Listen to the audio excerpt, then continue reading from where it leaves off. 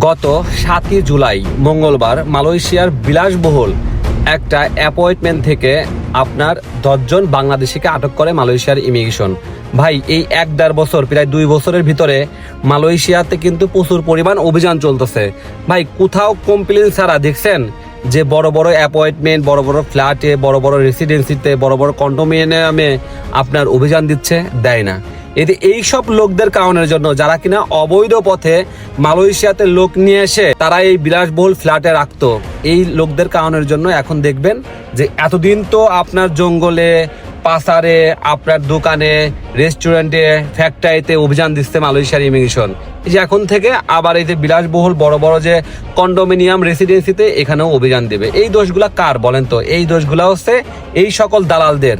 গত মঙ্গলবার অর্থাৎ 7ই জুলাই এই যে আপনার ক্যাপ স্কয়ার রেসিডেন্সি, এটা মালয়েশিয়ার বিলাসবহুল একটা টাওয়ার, এই যে এইরকম একটা টাওয়ার, এই টাওয়ারে যে মালয়েশিয়ার ইমিগ্রেশন অভিযান দিবে কেউ বলতে পারতো না। এই যে এখন থেকে আপনার তারা আরো অভিযানের পরিমাণটা বাড়িয়ে দিবে। কারণ দোষ কাদের বলেন?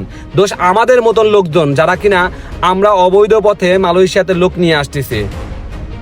আমরা এখন কোথায় গিয়ে থাকবো বলেন? কোথায় গিয়ে আমরা বসবাস করব? যারা কিনা অবৈধভাবে আমরা বসবাস করতেছি। জঙ্গলে গিয়ে শান্তি নাই, পাম বাগানে গিয়ে শান্তি নাই, পাসারে আমরা যাইতে পারতেছি না, আপনার রেস্টুরেন্টে বসতে পারতেছি না। আমরা কিছুদিন ভালো মতন থাকতাম ভালো ভালো কন্ডোমিনিয়ামে, কিন্তু এই লোকগুলাদের কারণের জন্য, যারা কিনা অবৈধ পথে বাংলাদেশ থেকে লোক নিয়ে এসে এরকম বিলাসবহুল একটা টাওয়ারের মতো জায়গায় আপনার রাখতো আর কি। দেখেন, অভিযান দিয়ে 10 জনকে আটক করছে। তার ভিতরে 8 জন হচ্ছে পুরুষ, 2 জন হচ্ছে মহিলা। এর ভিতরে 2 জন পুরুষ, তারা কিনা সবসময় ওই বাসাটা তদারকি করতো, নজরদারির ভিতরে রাখতো আর কি। মালয়েশিয়ার ইমিগ্রেশন এইটা তদন্ত কইরা আপনার নজরদারির ভিতরে রাইখা তাদেরকে আটক করছে। তাদের কারো কোনো পাসপোর্ট নাই। এই দালালদের কাজ ছিল যে বাংলাদেশ থেকে অবৈধ পথে লোক নিয়ে এসে এখানে রাখতো, যতক্ষণ পর্যন্ত কাজে না দিতে পারতো, এক জায়গায় না পাঠাইতে পারতো, ততক্ষণ পর্যন্ত এই জায়গায় রাখতো। এখন আমার মূল কথাটা হচ্ছে যে মালয়েশিয়ার বড় বড় রেসিডেন্সি, বিলাসবহুল যে সকল জায়গা, সেই সকল জায়গাতে আপনার মালয়েশিয়ার ইমিগ্রেশন কিন্তু কমপ্লেন ছাড়া, অভিযোগ ছাড়া অভিযান দিত না।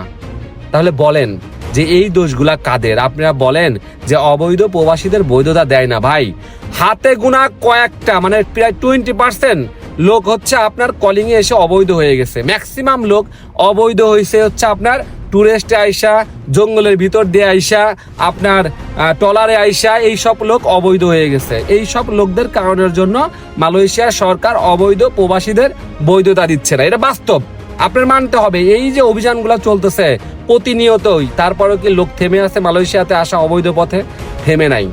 এই বিলাসবহুল এত বড় সুন্দর একটা টাওয়ার রেসিডেন্সি, এইখানে যে অভিযান দিবে কেউ জানতো না। কিন্তু মালয়েশিয়ার ইমিগ্রেশন চাইলে সব জায়গার অবৈধ প্রবাসীদের ধরতে পারে। তারা একটা সুযোগ দিয়ে রাখছে যে প্রত্যাবাসন কর্মসূচি, যে কর্মসূচির মাধ্যমে যারা কিনা অবৈধ প্রবাসী আছে তারা 520 রিঙ্গিত দিয়ে বাংলাদেশে চলে যাইতে পারে। কি বলবেন বলেন? কি বলবো আর কি না বলবো সেটাই বুঝতেছি না।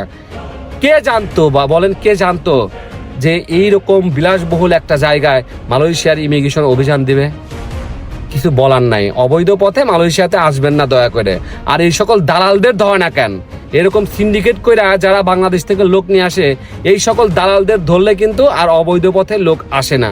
আর যারা কিনা অবৈধ পথে আসতেছেন 3-4 লক্ষ টাকা, 5 লক্ষ টাকা খরচ করে, ভাই মালয়েশিয়ার পরিস্থিতিটা একটু যাচাই করে নেন, বর্তমানে কি পরিস্থিতি চলতেছে।